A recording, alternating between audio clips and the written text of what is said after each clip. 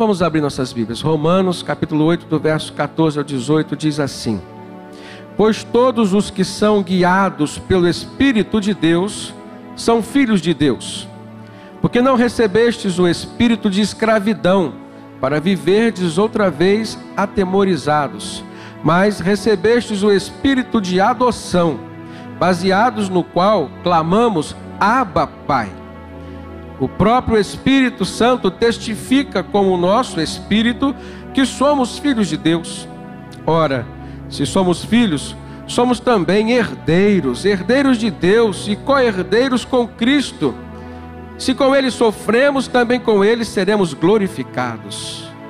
Porque para mim tenho por certo que os sofrimentos do tempo presente não podem ser comparados com a glória a ser revelada em nós por Cristo Jesus.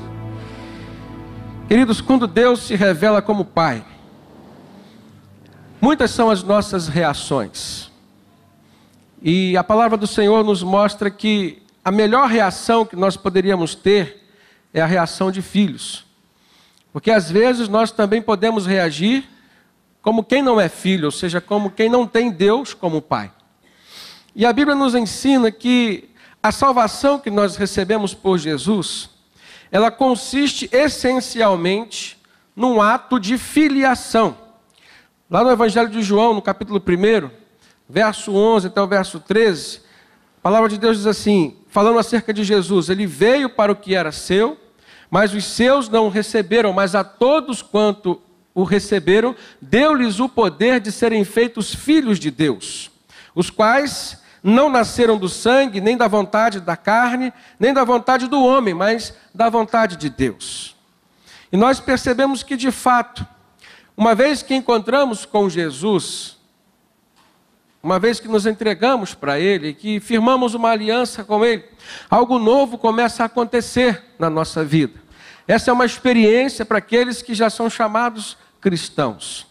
A nossa vida ela fica diferente porque cria-se um vínculo de amor, cria-se um vínculo de filhos com pais. Então nós começamos a descobrir a paternidade de Deus, o efeito da paternidade de Deus sobre as nossas vidas. E isso só nos é possível por meio de Jesus Cristo. O evangelista João disse: Mas a todos quantos o receberam, deu-lhes o poder de se tornarem ou de serem feitos filhos de Deus. E aí nós entendemos que a nossa filiação com o nosso Pai, ela é uma filiação por adoção. Deus nos adota como filhos a partir do momento que em Cristo Jesus nós nos vemos reconciliados com Ele, arrependidos e com fé de que há uma esperança de uma reconciliação. Aí então começa a se estabelecer um vínculo familiar. E todo vínculo familiar, ele implica em responsabilidades, em deveres, em direitos, em papéis. Nós temos um papel a cumprirmos como filhos, e Deus tem o seu papel a cumprir como Pai. Quando Jesus se encontrou com Nicodemos, e aí cabe a gente ressaltar quem era Nicodemos, um homem importante na sociedade, um homem estudioso, um homem que tinha uma certa influência e que era também um formador de opiniões. Ele viu em Jesus algo diferente. Ele cria na promessa de que o Messias viria ao povo de Israel. E todo judeu que cria nessa promessa, ele cultivava dentro de si uma esperança, uma expectativa de uma mudança. Cabe ressaltar que desde a criação da humanidade, lá no Éden, quando Adão e Eva pecaram e selaram naquele momento, pelo pecado, pela desobediência, o ato de separação entre eles e Deus, começou a nascer no coração do homem um sentimento de orfandade. Aquela separação entre Deus e Adão e Eva criou um vazio no coração deles, mas também despertou no coração de Deus um desejo por sair em busca da criação perdida. A ponto da Bíblia registrar que Deus saiu pelo jardim do Éden e procurou, dizendo: Adão, onde estás? Porque Adão, quando se viu em pecado, se escondeu do Senhor. E às vezes nós, enquanto filhos, ou ainda não filhos de Deus, estamos nos escondendo do Senhor, muitas vezes por uma opção pessoal, por conta de alguns pecados, por conta de alguns erros, ou por conta de não querermos assumir o nosso papel, o papel de filhos, que devemos desincumbir de maneira correta, segundo a palavra de Deus. Nicodemos vai procurar Jesus, interessado em entender este processo. Ele sabia que o Messias haveria de vir, e ele estava vendo em Jesus, como estudioso que ele era, todas as marcas do Messias. E ele cria que o Messias haveria de trazer vida eterna. Era uma dúvida que parava no pensamento de toda a humanidade, todos os filósofos gregos daquela época. E eu poderia dizer uma dúvida que paira na mente de muitas pessoas ainda hoje. O que há de acontecer? Existe vida após morte? Nós já cremos que a nossa vida ela é formada por uma vida material no corpo, uma vida formada por sentimentos e emoção que se forma na nossa alma, e uma vida que se relaciona com Deus, que se consolida pelo nosso espírito dado por Deus, o fôlego de vida, que se relaciona com Ele. E nesse texto, de uma forma muito especial, Paulo diz que o Espírito de Deus testifica junto com o nosso espírito que nós somos filhos de Deus, que existe uma paternidade estabelecida por Deus e que só por isso nós podemos clamar Abba, Pai. Abba do termo aramaico, que também significa Pai. Não é uma redundância, é simplesmente uma forma carinhosa de reconhecer a paternidade de um Deus carinhoso que olha para os seus filhos de uma forma diferenciada. Então Nicodemos, ele procura Jesus de noite, para que ninguém pudesse ver. E ele começa a indagar com Jesus acerca da vida eterna, acerca dessas coisas que ele sentia como um vazio no seu coração. Com certeza, por aquele sentimento de orfandade espiritual que todo ser humano tem enquanto a sua alma e o seu espírito não se encontram com Jesus e não recebem ainda o Espírito Santo. E naquele momento ali, Jesus fala com Nicodemos acerca de algo que marca a vida de um homem. E Jesus diz como sendo o nascer de novo. Jesus disse para ele, olha, em verdade vos digo que se alguém não nascer de novo, de modo algum entrará no reino de Deus ou no reino dos céus. Esse novo nascimento nos remete a essa nova filiação que se estabelece com Deus a partir da nossa conversão em Jesus. Jesus estava dizendo para Nicodemos, eu sou o Messias. Mas não é necessário, não é suficiente você simplesmente crer que eu sou o Messias. É necessário que haja uma mudança na sua vida. É necessário que haja uma transformação no seu olhar, na sua forma de enxergar as coisas, na sua forma de me ver. É necessário que você renasça. É necessário que haja agora, a partir desse momento, uma nova filiação. Que você possa ver em mim uma ponte de religação entre você e o seu Deus. E aquele foi um momento marcante na vida de Nicodemos. E se isso aconteceu com Nicodemos, irmãos, de uma forma muito clara, Jesus deixou para nós este legado de que é necessário nascermos de novo e experimentarmos essa paternidade que em Cristo Jesus se estabelece entre nosso Deus e a nossa vida. E quando nós começamos a viver este vínculo familiar entre pai e filhos, o texto que nós lemos no capítulo 8, no verso 14 de Romanos, diz que isso vai se estabelecer de uma forma regida pelo Espírito Santo. Diz assim, pois todos os que são guiados pelo Espírito de Deus, estes são filhos de Deus. Em primeiro lugar, então, quando Jesus fala com Nicodemos, é necessário nascer de novo, Jesus está falando para ele, olha, é necessário você crer em mim como Messias, como Filho de Deus, mas é necessário você observar os mandamentos do Senhor e viver em obediência segundo esses mandamentos. Ou seja, ser guiado pelo Espírito do Senhor. E aí Jesus conclui para ele, o vento sopra onde quer. Não sabemos de onde vem, nem para onde vai, mas assim é aquele que é nascido de Deus, guiado pelo Espírito Santo. Quando Jesus se refere ao vento, ele se refere ao Espírito Santo. Queridos, o ser humano, ele clama por uma dependência do Senhor. Nós clamamos pela manifestação de Deus nas nossas vidas em muitas circunstâncias. Mas existe uma fórmula que traz uma realização pessoal, um sentimento de completude que às vezes paira sobre a vida daqueles que ainda estão com vazios no seu coração, que só pode ser suprido pela presença de Jesus diariamente, não só nos momentos em que nós clamamos por socorro. O texto diz que esta relação de filiação nos faz clamar a Deus como o Abba Pai, o Todo-Poderoso, mas o Paizinho que também mora aqui dentro de nós. E todas as vezes que nós pensamos no estabelecimento de uma paternidade boa, verdadeira, não há como nós pensarmos numa paternidade distante.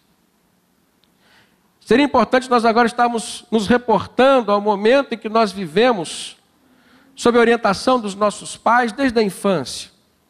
Ou quem é pai hoje está experimentando momentos de educação do seu filho, também pode se reportar a circunstâncias nas quais viu o filho clamando, ansiando por uma manifestação. E nós entendemos que isso acontece diariamente nas nossas vidas. Uma educação perfeita, boa, ela se faz com participação. E Deus se coloca como Pai desta maneira, porque Deus é perfeito. E a vontade do Senhor é de participar das nossas vidas, participar das nossas decisões. Ele quer ter uma paternidade participativa. E muitas vezes nós estamos como Adão, lá no paraíso, fugindo da presença de Deus, nos esquivando do nosso papel de filhos e de dependência do Senhor. Sabe por quê, irmãos? Porque ser guiado pelo Espírito Santo nem sempre se traduz na nossa vida com palavras de confirmação, com palavras de afirmação. Nem sempre nós vamos ouvir um sim do Espírito Santo em meio às nossas vontades e decisões. E esse desconforto de ouvir o não de Deus, ou de estar na iminência de ouvir um não do Senhor, é que leva muitas pessoas a se esquivarem do papel de filhos. E de não quererem ser guiadas integralmente pelo Espírito de Deus. Agora olha o que o texto fala. Romanos 8, 14, 15. Ele diz assim: porque não recebestes o espírito de escravidão, para outra vez estardes com temor, mas recebestes o espírito de adoção, por meio do qual você pode clamar Abba Pai, ou seja, por meio do qual você pode exercer o seu papel de filho. Então, a Bíblia nos mostra, irmãos, que enquanto nós estivermos distantes desse papel de filhos, nós estaremos vivendo debaixo de um espírito de escravidão. E essa escravidão, muitas vezes, ela nos aliena a uma vida que nos faz nos privar de muitas experiências maravilhosas com Deus. A maior de todas as experiências é aquela que nos faz enxergar uma amplitude de perdão. Apesar de nós, apesar do que fizemos, se existe arrependimento no nosso coração, nós podemos confiar de que o coração paterno de Deus estará pronto a nos receber e a nos perdoar. O espírito de escravidão não nos permite pensar assim. Ele venda os nossos olhos para quem Jesus de fato é.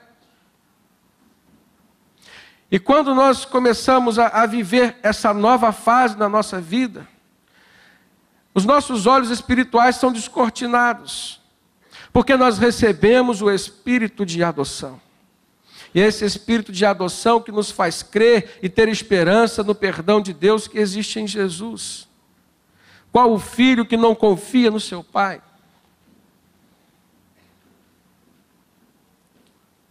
a última pessoa que nós pensaríamos no mundo que poderia nos trair são os nossos pais. E eu quero estender as mães também. Você pode, em algum momento da sua vida, viver distante do seu pai, mas você estará fazendo um mal terrível a você mesmo. Você estará se afastando de uma pessoa que, por essência, cultiva um amor por você. E às vezes, irmãos, enquanto nós estamos vivendo assim, distantes, e aí eu quero estender esse pensamento a Deus, enquanto nós estivermos vivendo distantes de Deus, por opção pessoal, nós estaremos nos privando das melhores e maiores experiências que um ser humano pode ter nessa vida aqui. E graças a Deus, às vezes nós passamos por aflições, porque são essas as aflições que, em muitos casos, serão responsáveis pela nossa reconciliação com o nosso Senhor. A busca pelo perdão, a busca pelo socorro, a busca pela reconciliação. Por isso que o apóstolo Paulo diz: eu dou graças a Deus pelas minhas aflições, pelas minhas tribulações, porque elas é que me aproximam do meu Senhor. Elas é que me fazem ver quem de fato eu sou, um fraco, um pobre e um pecador. Mas eu glorio a Deus, glorifico a Deus nas minhas fraquezas, porque quando eu estou fraco, aí então é que eu estou forte, porque o poder de Deus começa a se aperfeiçoar na minha vida através das minhas fraquezas, ou melhor, através do reconhecimento pessoal das minhas fraquezas e limitações. Essa nova filiação ou adoção, ela vai implicar na nossa vida em uma evolução do nosso caráter, da nossa personalidade, mas de uma forma diferente, segundo a natureza de Jesus Cristo. Quando nós começamos a assumir então esse papel de filhos, nós começamos a perceber o desenvolvimento de um novo caráter, de uma nova personalidade da nossa vida. Irmãos, as experiências, elas acontecem segundo a nossa natureza. As experiências acontecem na nossa vida segundo a nossa natureza. Porque é a nossa natureza que nos inclina às situações e circunstâncias, na maioria das vezes, salvo algumas exceções. Então você pode olhar para a sua vida agora de uma forma muito rápida. Talvez você veja uma circunstância atual, mas talvez você vai se reportar a alguma circunstância num passado não muito distante. E você vai tentar reconstruir agora algum momento na sua vida em que você viveu um desespero, em que você sentiu dúvida, em que você se sentiu inseguro. E eu queria que você lembrasse quem você procurou, a quem você recorreu, com quem você pôde contar. Normalmente foi a sua natureza que te levou a viver estas experiências. Mas é a natureza de Cristo em você que vai te levar a buscar a presença de Deus, o socorro de Deus e a reconstrução por um processo de evolução do seu caráter, dos seus valores, dos seus objetivos de vida. Muitos empresários passaram por momentos de falência na sua vida. E depois desse momento traumático, buscaram em Deus e tiveram uma solução, mas a solução nem sempre foi uma solução de reconstrução financeira, mas foi uma solução de reconstrução de caráter, de valores, que fez com que eles voltassem a ser felizes, independente da situação financeira que tinham. Muitas pessoas passaram por uma experiência traumática da dor da separação de um casamento ou de uma família. E foi esse trauma, essa experiência que os levou, por exemplo, a buscar a pessoa de Deus. Talvez como último recurso. Mas foi justamente no momento em que procuraram a presença de Deus, que pela natureza de Jesus Cristo, pela influência do Espírito Santo, começaram a ser transformadas. Começaram a experimentar mudanças no seu temperamento. E essas mudanças começaram a influenciar seus relacionamentos, casamento, criação de filhos. E essas mudanças, segundo o caráter de Cristo, produziu a restauração da sua vida familiar. Então, se a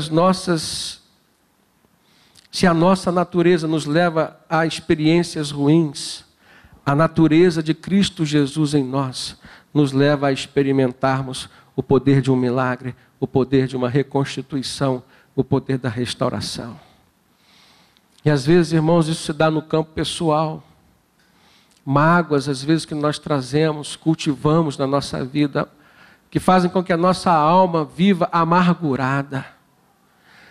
E quando nós começamos a voltar o nosso coração, a nossa alma para as coisas de Deus, começamos a vivermos debaixo desse sentimento de adoção, que vem de Deus através do Espírito Santo que nos guia.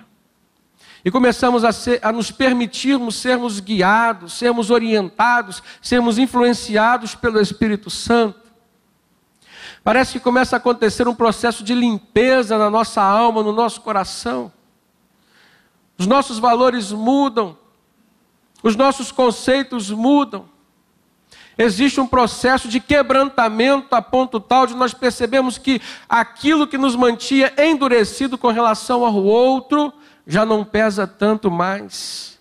E aí nós começamos a experimentar aquilo que a Bíblia nos mostra, o processo de quebrantamento da alma. E então a natureza de Cristo começa a agir em nós. E nós começamos a nos libertar do nosso próprio eu, orgulhoso, soberbo, e que nos impede de nos relacionarmos abertamente, livremente com as pessoas. Então, queridos, essa nova filiação ou adoção, ela implicará sempre numa evolução do nosso caráter, da nossa personalidade, mas sempre segundo a natureza de Cristo Jesus. O apóstolo Paulo diz na carta aos Gálatas, no capítulo 4, você pode abrir sua Bíblia, nós vamos ler do verso 3 em diante. Paulo diz assim: assim também nós, quando éramos meninos, estávamos reduzidos à servidão debaixo dos rudimentos desse mundo. Mas vindo a plenitude dos tempos, Deus enviou o seu Filho, nascido de mulher, nascido debaixo de lei, para resgatar os que estavam debaixo da lei, a fim de recebermos a adoção de filhos. E porque sois filhos, Deus enviou aos nossos corações o Espírito de seu Filho, que clama: Abba, Pai.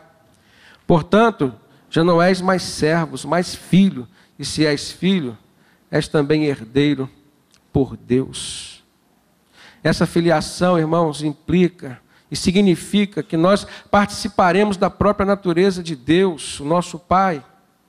E nós começamos a perceber que essa mudança vai produzir em nós esse crescimento, a ponto de nós olharmos para as coisas do passado e verificarmos que elas eram pequenas demais para prender a nossa vida. Às vezes é aquilo que falamos. O apóstolo Tiago faz uma comparação entre a nossa língua como sendo um órgão tão pequeno no corpo, mas que comanda todo o corpo. Ele faz uma metáfora com o leme do navio.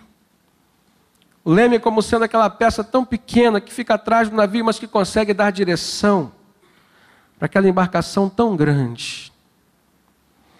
E às vezes nós estamos permitindo que um sentimento de escravidão venha se estabelecer na nossa vida por conta do que falamos, ou por conta do que alguém falou a nosso respeito, ou por conta do que alguém falou para nós mesmos. Irmãos, o que Jesus sempre deixou claro para os seus discípulos, Ele quer deixar claro para a sua igreja hoje. Nós temos o dever de decidirmos a quem vamos ouvir. A quem nós vamos ouvir. Isso vai implicar em situações boas ou ruins na nossa vida. Às vezes nós estamos passando por momentos difíceis, nós não nos encontramos numa situação e numa condição de resolvermos, nós buscamos um amigo. E aí começam, às vezes, os grandes problemas. Que tipo de amigo nós temos procurado? Em que tipo de coração nós temos buscado refúgio? Que tipo de oração, de orientação e oração nós temos confiado? Eu preciso me lançar dentro desse projeto de Deus e viver a vida de um filho, viver o papel de um filho que confia no seu pai, mas num pai que é perfeito e que não vai faltar nunca. Sempre terá um bom conselho, sempre terá uma mão estendida. Esse é Deus, o nosso Pai, queridos. Em terceiro lugar, a nossa condição de filhos de Deus nos dá então o privilégio de uma herança. O texto que nós lemos do apóstolo Paulo aos Gálatas diz: portanto, já não és mais servos, mas filho, e se és filho, és também herdeiro por Deus.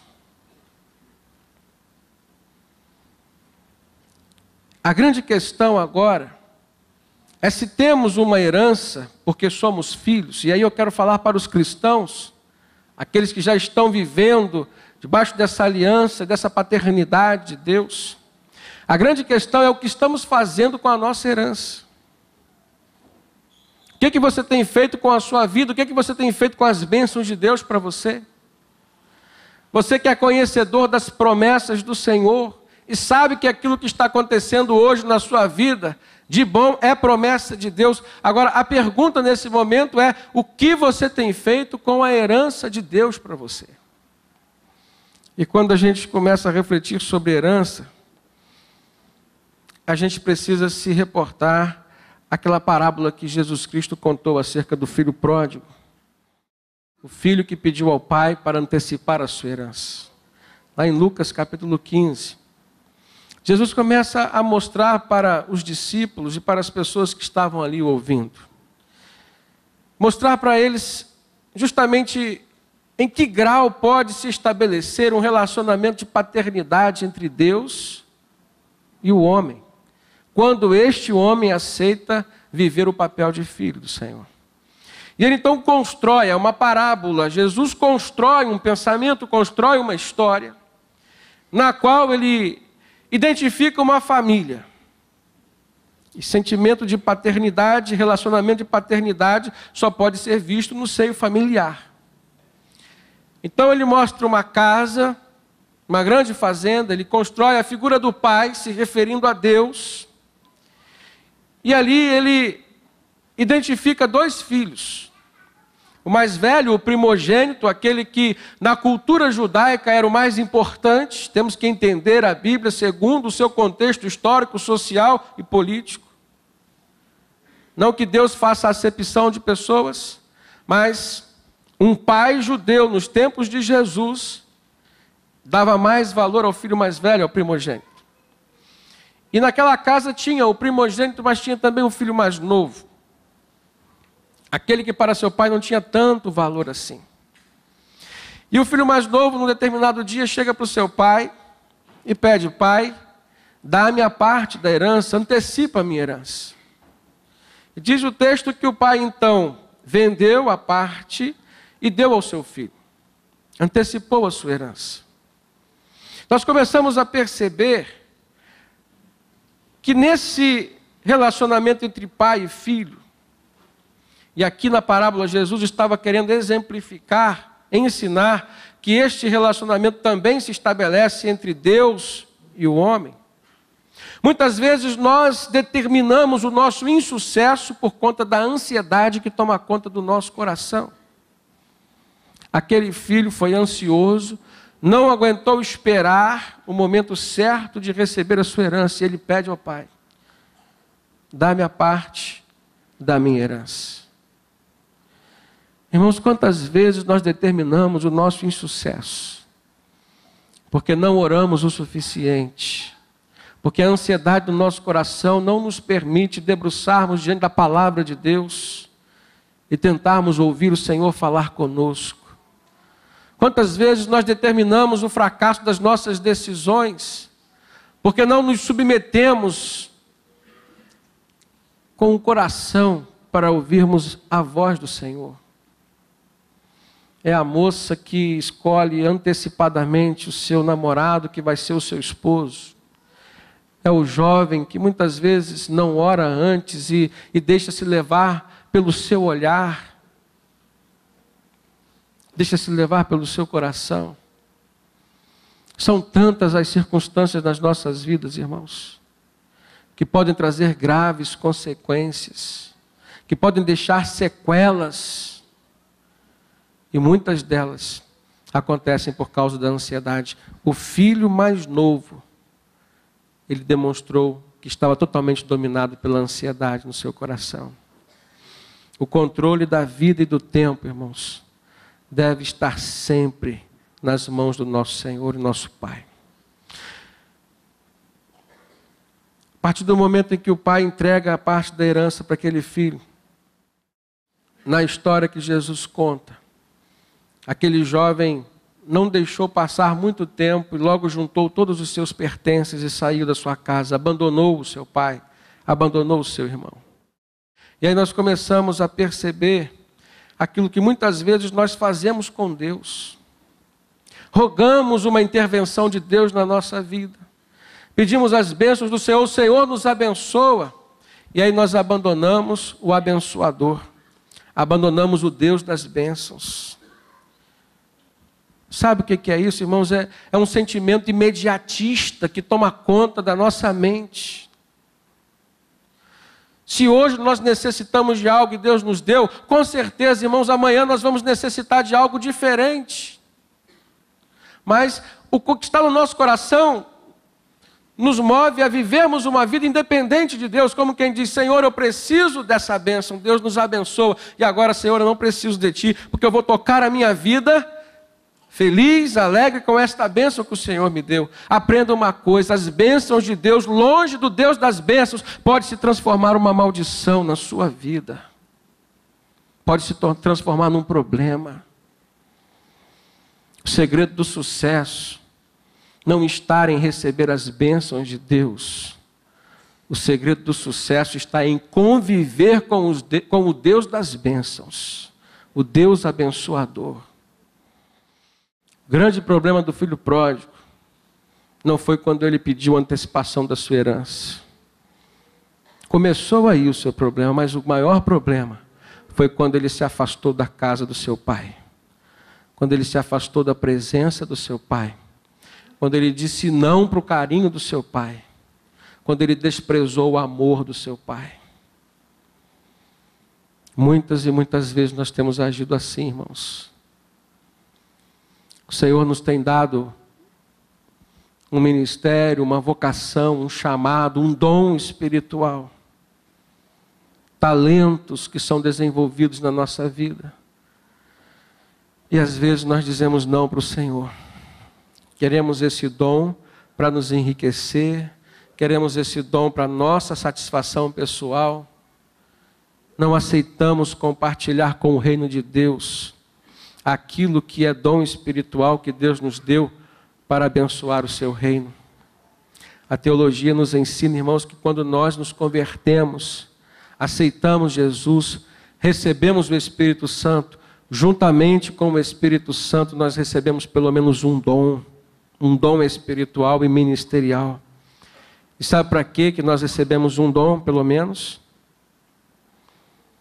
Para a edificação da igreja de Jesus, não para a edificação da nossa vida, para a edificação da igreja, para ser bênção na vida do seu irmão. E sabe o que acontece conosco, amados? E tem acontecido hoje, nesse mundo globalizado e competitivo que nós estamos vivendo.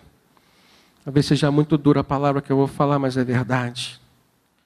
Muitas vezes nós não estamos nem aí para o irmão que Deus colocou do nosso lado. Nem mesmo aqui na igreja, que dirá lá fora. Esquecemos que Deus nos abençoou para que fôssemos bênção na vida do nosso irmão. E sabe o que acontece? As bênçãos se cessam. Deus não vai investir na sua vida se você não está usando os recursos que Ele está te dando para o crescimento do reino dEle. A melhor maneira de vivermos debaixo das bênçãos de Deus, na certeza da presença de Deus, é trabalhando e investindo o nosso tempo, aplicando o nosso coração nos projetos de Deus para nós. E é por isso que a vida de muitas pessoas flui prosperamente. E a vida de outras pessoas, às vezes, estão sempre paradas, sempre paradas. Deus está investindo, irmãos, naqueles que querem ser canais de bênçãos, para colocar em prática os seus projetos, que abençoam vidas. Abençoam vidas. O filho pródigo não cumpriu o seu papel de filho como deveria cumprir. Disse não para o seu pai, se afastou do reino do seu pai, da casa do seu pai, e foi viver a sua experiência numa terra distante. E aí nós começamos a perceber um outro erro, uma outra inversão de papéis na vida desse filho. Diz o texto que ele se agregou a uma pessoa estranha, lá naquela terra distante. E sabe o que aquela pessoa fez com ele? Mandou que ele fosse guardar os porcos. Era uma atividade considerada amaldiçoada pelos judeus. Queridos, muitas vezes nós dizemos não para Deus, mas pior do que dizer um não para Deus é trocá-lo por uma pessoa, ou por uma circunstância, ou por um projeto que Ele não abençoa. Você pode até passar um tempo distante, frio na fé, mas não se permita estar aprisionado, escravizado por alguma situação de pecado.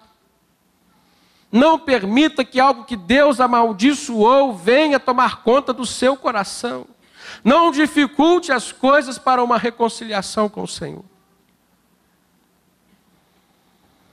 Aquele jovem esperou que a sua vida fosse ao caos, ao fundo do poço, e só lá ele pôde refletir e pensar sobre a sua vida anterior na casa do seu pai, vivendo debaixo de uma proteção paterna. E naquele momento, então, ele caiu em si e pensou, olha, na casa dos meus pais, até os servos estão tendo uma vida melhor do que eu. Eu estou aqui passando fome, necessidade. Eu vou me levantar, vou tomar uma atitude, vou voltar para casa e vou dizer para o meu pai, pai, pequei contra os céus diante de ti e já não sou mais digno de ser chamado teu filho. Olha, irmãos, o que está implícito aí nesse pensamento construído por um jovem, por um filho que não estava vivendo o seu papel de filho. Ele dizia que já não era mais digno de ser chamado de filho, mas a forma como ele se reportou ao seu pai foi chamando de pai. Eu vou dizer, pai,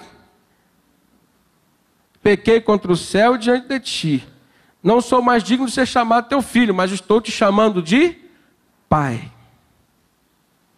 Isso é muito profundo, irmãos, porque nos faz entender a imutabilidade de Deus. Nós erramos, nós nos reduzimos a pessoas indignas, mas Deus permanece no seu papel de pai. Deus permanece no patamar de perfeição total, de amor total. E aqui Jesus deixa claro, aquele filho passou por um processo de falência da alma, falência do espírito, mas ele manteve o pensamento fixo em quem era o seu Deus, em quem era o seu pai. E esta palavra Deus quer semear no seu coração hoje. Talvez você esteja passando por um momento de esfriamento da alma, de um momento de esfriamento espiritual na sua vida. Talvez você esteja distante da casa do seu pai, do Pai eterno, do Pai espiritual. Talvez você esteja hoje vivendo num lamaçal de pecados, preso, escravizado, mas Deus te chama porque Ele te fez filho por adoção e Ele quer se reconciliar com Ele. Ele quer te reconciliar com Ele. É necessário que você tenha clareza na sua mente e no seu coração acerca de quem Deus é. Ele é Pai e Ele sempre será Pai. Agora, irmãos, para concluir, quais foram as atitudes de Deus como um pai? Olha que coisa linda. Se você quiser acompanhar na sua Bíblia, Lucas capítulo 15, agora a partir do verso 20. Diz o texto que ele vai para o seu pai, e ele vinha ele ainda de longe, quando seu pai o avistou e, compadecido dele, saiu correndo ao seu encontro, o abraçou e o beijou.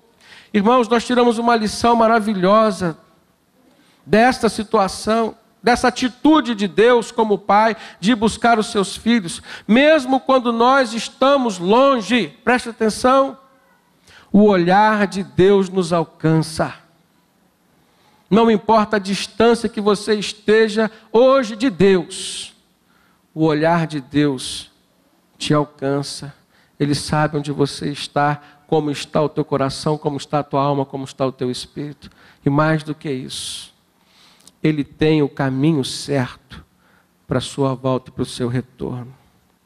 Diz o texto que, naquele momento, o pai se compadeceu, correndo, o abraçou e o beijou. E aí, irmãos, nós entendemos que Deus é aquele pai que nos abraça, que nos beija, quando vê em nós um sentimento de arrependimento, de desejo de estar na sua presença. Talvez hoje você esteja passando por um momento assim. Quando o pai abraça o filho, acho interessante que no texto diz que ele dá oportunidade para o filho falar. Então o filho fala aquilo que está no seu coração. Pai, eu pequei contra o céu, pequei contra o Senhor. Eu já não sou digno mais de ser chamado teu filho. Sabe o que eu aprendo nisso, irmãos? Deus como Pai, Ele sempre nos deixará como filhos falarmos e expressarmos aquilo que está no nosso coração, principalmente no que diz respeito ao arrependimento pelos nossos erros e pecados. Não se sinta envergonhado a ponto de não falar com o Senhor. Você pode se sentir envergonhado pelo seu erro, pela sua situação, mas não deixe que essa vergonha te impeça de caminhar em direção ao Senhor, nem de abrir seu coração para Ele. Quantas e quantas pessoas têm caminhado longe de Deus, porque a vergonha as tem impedido de se abrir com o Senhor e de confiar nesse coração paterno de Deus. Eu sei que hoje é um dia de salvação, de restauração de vidas. É dia de libertação aqui neste lugar. E esse processo vai começar na sua vida, quando você começar a se abrir com o Senhor.